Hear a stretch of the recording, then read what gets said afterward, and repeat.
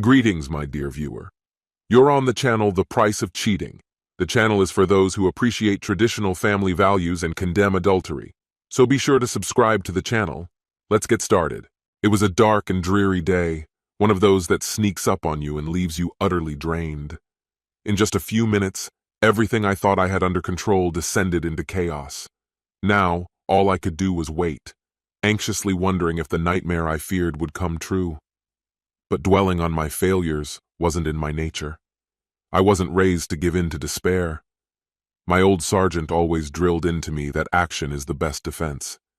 If there was nothing else left to salvage from this situation, at least I could fight for my dignity. Even if everything I valued was crumbling, I still had my pride. Luckily, I had received some important information the day before, which gave me a little time to prepare for what was coming. And so, I found myself sitting in my friend's car, hidden in a dark corner of a motel parking lot. I had heard rumors that my wife was supposed to arrive that day, and I nervously kept watch for her red convertible. I didn't have to wait long. She showed up, and right behind her came the man she had chosen to be with, an arrogant guy in a flashy convertible. He parked next to her, exchanged a few words with her, and headed inside to check in. This was my moment. I slipped out of the car, approached hers, and got into the unlocked passenger seat. She gasped in shock. "Connor, what are you doing here?" Keeping my cool, I handed her a brown envelope and said, "Nothing much, just delivering the divorce papers to my soon-to-be ex-wife. Enjoy your time with the real man, and don't worry about coming home." Her face turned pale and she stammered, "No, no, no! You've got it all wrong! This isn't what you think! Let me explain! There's no betrayal, I swear!" But I wasn't interested in listening. "I want a divorce, Margaret. I don't care about you and that coward who just went to get the key for your little getaway. Be with him if you want. I'm done." Tears began to fall from her eyes, and it was clear that her romantic fantasy with her so-called lover was crumbling before her eyes. At that moment, her lover reappeared, triumphantly waving the room key. His eyes met mine, and confusion spread across his face as he asked, "Who's this? What did he do to you?" Calmly, I got out of the car, pulling a small plastic bottle from my pocket. As I approached him, Margaret whispered through her sobs, "This is my husband, and he's divorcing me because of this." Angrily, the man barked, "I'll teach him a lesson for thinking like that." He moved toward me, but before he could do anything, I sprayed his face with a mixture of water and shampoo.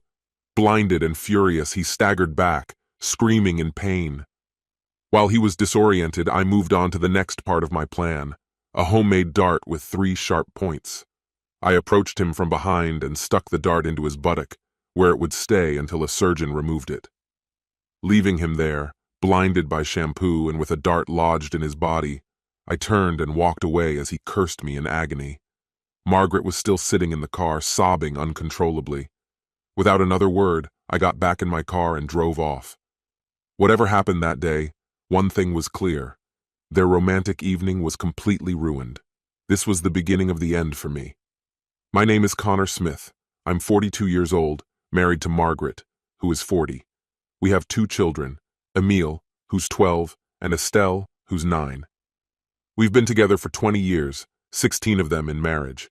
On the surface, we had that perfect life, a stable family and a cozy home. But happiness? We never truly had it. In my opinion, most of our problems in the marriage stemmed from Margaret's mother. She wasn't a monster in the literal sense, but her cruelty was relentless. From the moment we met, she made it clear she had no sympathy for me. It all began with what should have been an ordinary family dinner. What I thought would be a friendly gathering turned into an interrogation. After a barrage of questions, Margaret's mother announced, "I don't like your name. Connor is such a common name. People from decent families don't name their children Connor, Kenny, Ronnie, Molly, Nellie, or Cindy." I sat there, stunned by her audacity. But what shocked me even more was Margaret's silence, and her timid father's too, as she insulted me. That's when I realized the problem wasn't just between me and Margaret. Her family would always be a source of trouble, and unfortunately, those problems never went away. She began her speech by noting that Smith was a surname widely spread among farming families and passed down through generations when such traditions were still customary. Then, she shifted her attention to Margaret, expressing disappointment, as she had envisioned a brighter future for her. This especially pertained to the fact that her other daughter, Natalie, was about to marry a man of noble descent. That was the final straw for me. I stood up and interrupted, "Isn't the father of that man an illegitimate child from a distant branch of the family? And doesn't he live on welfare without a job?" Before anyone could respond, I added, "I need some air." I turned to Margaret and asked, "Will you come with me?" To my surprise, she nodded and we left together, escaping what I perceived as a hostile atmosphere. I had known Natalie's fiancé Alexander since school, and it didn't surprise me that he had convinced Margaret's peculiar mother that he was the perfect match for Natalie. His charm was deceptive, but I couldn't care less. I wasn't invited to their grand wedding, which suited me just fine. I had no desire to attend. The only thing that truly mattered to me was my relationship with Margaret. Over time, it deepened, perhaps too much, as it eventually led to an unexpected pregnancy. When Margaret's mother found out, she was furious, hurling insults over the phone and making it clear that she would not be paying for the wedding. But we didn't care. We opted for a small ceremony with close friends and family. After the wedding, we both found excellent jobs in a city more than 30 miles away from our hometowns, which meant that I had minimal contact with her mother. Margaret's mother poured all her energy and resources into Natalie and Alexander. Shortly after the wedding, Margaret had a miscarriage, but we weathered that loss together. 3 years later, we had a son and then a daughter. Our life with 2 children was peaceful and successful. We earned well, bought a beautiful home, and built a strong circle of friends. Our relationship remained physically fulfilling, and the distance from Margaret's family minimized their influence. Her parents never visited us, and on the rare occasions we went home, I spent time with my own family while Margaret visited hers. Over time, even Alexander grew tired of dealing with his overbearing mother-in-law. Surprisingly, his career was flourishing, and when a new position required him to move nearly 50 miles away, he happily accepted. After several heated arguments, Alexander gave Natalie an ultimatum. Either she moved with him, or they would divorce. She followed him, and once they left, Margaret's mother suddenly remembered she had another daughter, Margaret. Daily phone calls began, in which Margaret's mother constantly criticized me, comparing everything I did, or didn't do, to the supposedly perfect life of Alexander and Natalie. Our relationship began to crack under this pressure. I told Margaret that the real reason Alexander left was to escape her toxic mother, but that only intensified our conflicts. Things got even worse when a new man appeared at Margaret's workplace, a man distantly related to an aristocratic family. She began to admire him, calling him a real man or even Superman, clearly comparing him to me. This man was married, but his wife worked abroad as a nurse in Asia and was due to return in a few months. They were planning to buy a house when she returned, but for now, he lived nearby, renting a room from his sister-in-law. Margaret's constant praise of him became unbearable for me. She criticized everything I did, from the way I talked to the way I dressed, always hinting that he was better at everything. Naturally, I couldn't win in these comparisons. Although our physical relationship continued, her enthusiasm noticeably waned. She started making comments like, "Again? Or don't you ever get tired?" If it weren't for our children and Margaret's many good qualities, I might have left long ago. She remained faithful, a great mother, a talented cook, and always took care of herself. We were a good team when it came to running the household and working in the garden, but her constant critical remarks and sharp words turned the woman I once adored into someone distant and unfamiliar. I wasn't the type to silently endure. I responded to her jabs, and our arguments only got worse. One evening, after the children were already asleep, she made another snide remark. "I wish you were more like my colleague." That was the final straw. My anger flared up. "If you're so in love with that guy, why don't you just run away with him? But if you cheat on me while we're still married, you won't get away with it. If he's bold enough to start something with you, I'll make sure he knows your services won't be free." Margaret exploded with rage, screaming, "You pathetic piece of trash! How dare you think of me that way? You'll regret this, mark my words. I calmly replied, wouldn't it be better if he paid instead of you? I screamed in despair in response, but before she could throw more insults at me, our two frightened and tearful children ran up to us. My focus immediately shifted to calming them down as best as I could. After her outburst of anger, we entered a 2-week stretch of cold silence. On the first weekend, she took the kids to her parents, and on the next, we had guests, Natalie and Alexander. While they were with us, Margaret played the role of a loving wife and behaved affectionately towards me. But as soon as our guests left on Sunday morning, her attitude changed. As soon as we said goodbye to the guests, Margaret turned to me and said, "Don't think I'll be doing you any more favors." The situation only worsened by the day. By Thursday, I received an unexpected call at work from one of Margaret's colleagues. After introducing herself, she got straight to the point. "We've got a new guy in the office, very attractive, and now 3 of us, including your wife, are competing for his attention." We tried to remind her that she's married to a good man, but she didn't back down. Now she's boasting that she's won him over and is planning to meet him tomorrow at a motel. I thanked her for the warning and asked her to keep the conversation between us so I could handle the situation myself.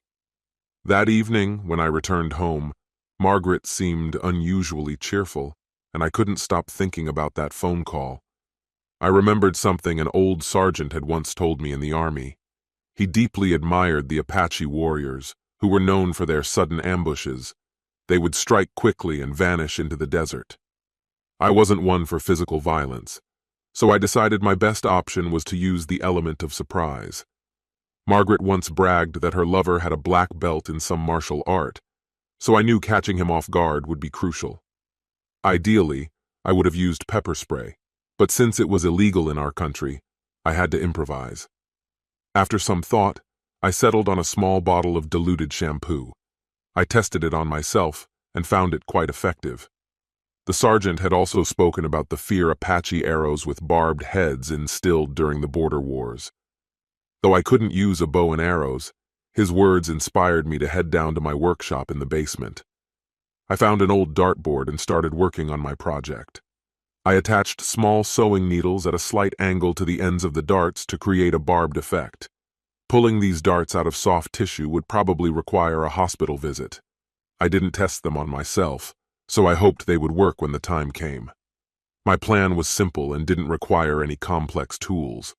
I intended to serve Margaret and her lover with divorce papers, temporarily blind him, and then jab one of the barbed darts into his backside. I doubted he'd want to continue the affair after that. The next morning, Margaret dressed provocatively, but I pretended not to notice, and we had an ordinary Friday morning.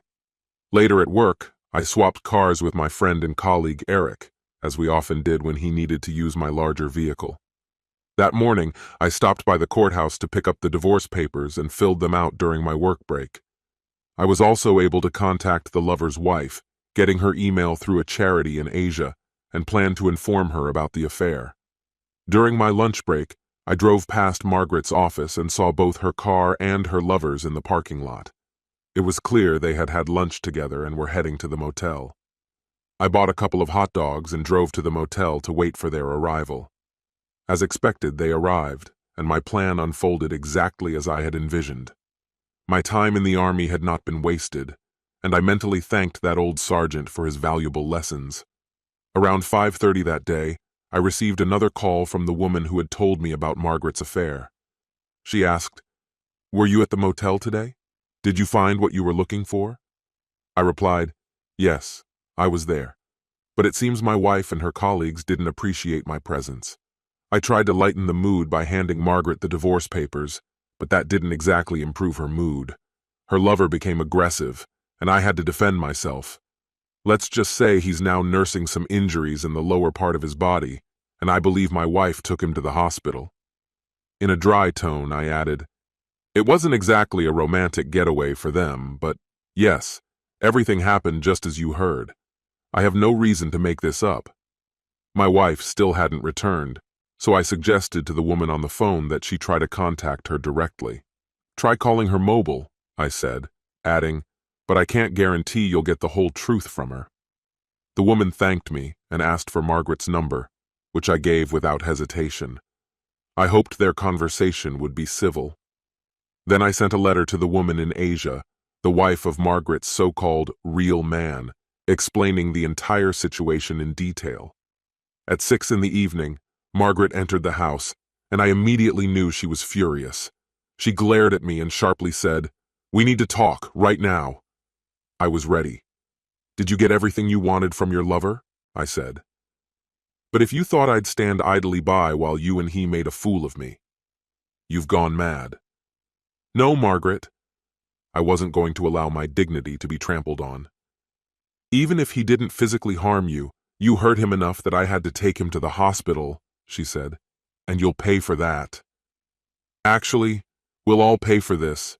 4 adults and 2 children will share the burden of the chaos you've created with this guy," I added. "And if you think his poor wife in Asia is okay after reading my letter, think again. Now she knows exactly who she married." Margaret's voice rose. "Did you really send that letter to his innocent wife? That's cruel." She looked shocked at the mere mention of divorce. "I didn't threaten you with anything," I calmly replied. "Just sign the divorce papers, and in 6 months you'll have your freedom and a fair settlement."